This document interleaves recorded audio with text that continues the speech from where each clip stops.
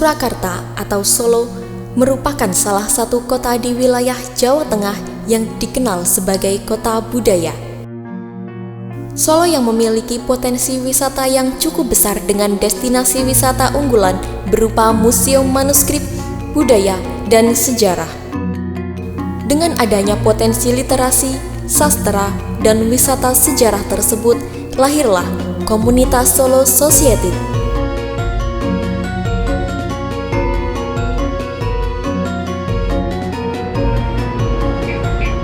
Ketika waktu itu Mas Heri Priyatmoko dengan saya ngobrol, kemudian kita punya gagasan untuk mempertemukan teman-teman ini. Nah, dari pertemuan teman-teman ini kemudian muncullah gagasan untuk mendirikan satu komunitas bernama Solo Society.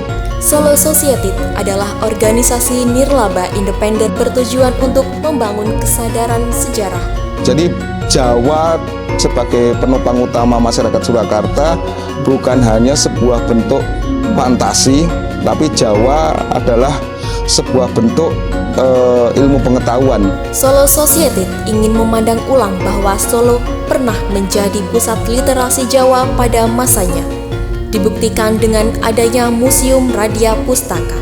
Karena dengan adanya Radio Pustaka, kita melihat jauh sebelum terbentuk lembaga ilmu pengetahuan di negara kita, di Radio Pustaka itu sudah berkumpul para peneliti, para akademisi yang menjadi wujud dari geliat kebudayaan Jawa sebagai sebuah ilmu pengetahuan.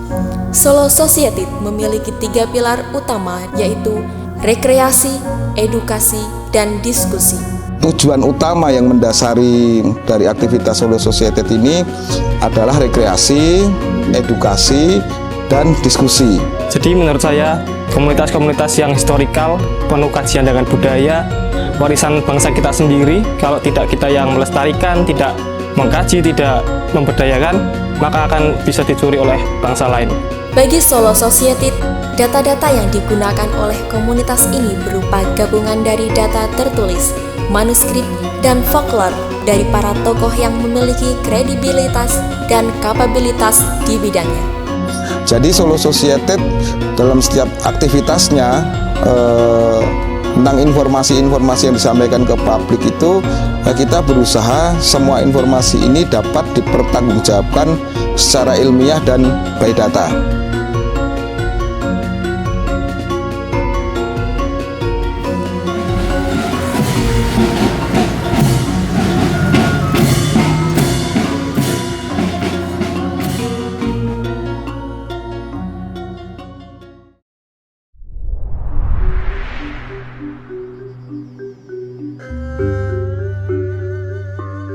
Ada rasa dan suara tanpa rupa yang menggerakkan semesta.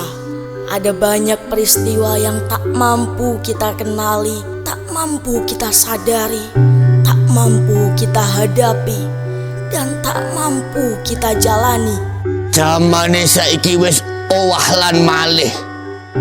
Akeh menungso wis sing lali karo jati dirine. Sopo sing kudu disalahke? Keadaan yang menyulap jiwa-jiwa kaku menjadi air yang lentur dan luas. Sehingga kami memilih kata hening. Komunitas Teater Ruang Hening terbentuk pada tahun 2017 yang diprakarsai oleh 6 orang, yaitu Prawoto Susilo, Arsa Khairul Latifa, Sutrisno, Panggi Gus Yogantoro, Ari Setiawan, dan Muhammad Abdul Aziz. Terbentuk di Dusun Muncul di kediaman Bapak Agus Tepeng. Kenapa ruang hening? Karena di dalam keheningan itu kita selalu wening, selalu berinspirasi, dan selalu berkarya. Ruang lingkup pergerakan teater Ruang Hening adalah di Jawa Tengah. Pentas pertunjukan tak jauh dari tembang mocopat yang diolah oleh Bapak Prawoto Susilo dan Sutrisno dalam naskah berbahasa Jawa dan bahasa Indonesia yang kemudian diproses menjadi pertunjukan teater, wayang kreasi, dan lain-lain. Karya-karya Ruang Hening itu adalah mocopatan yang diteaterkan, jadi filsafat-filsafat yang ada di mocopat dari Mijil sampai Pocong diteaterkan, dan pentasnya di desa-desa yang kita namai gerilya budaya. Memang kita berangkatnya dari kegelisahan semakin menipisnya sastra Jawa itu sendiri. Jawa wis ameh ilang, ketika siapa lagi kalau kita tidak kampanyekan, tidak gerilyakan, maka akan punah. Komunitas yang terdahulu yaitu Sasi Kirana fokus pada sastra Jawa, yaitu tembang mocopat.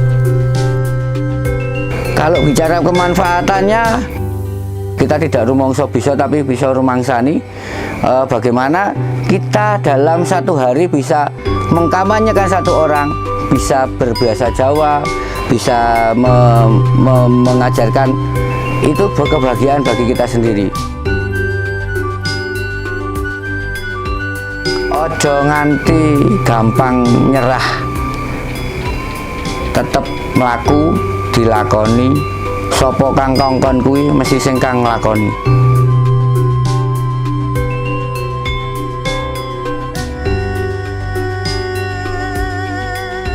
Manusia akan mengenal potensi tertingginya lewat hening.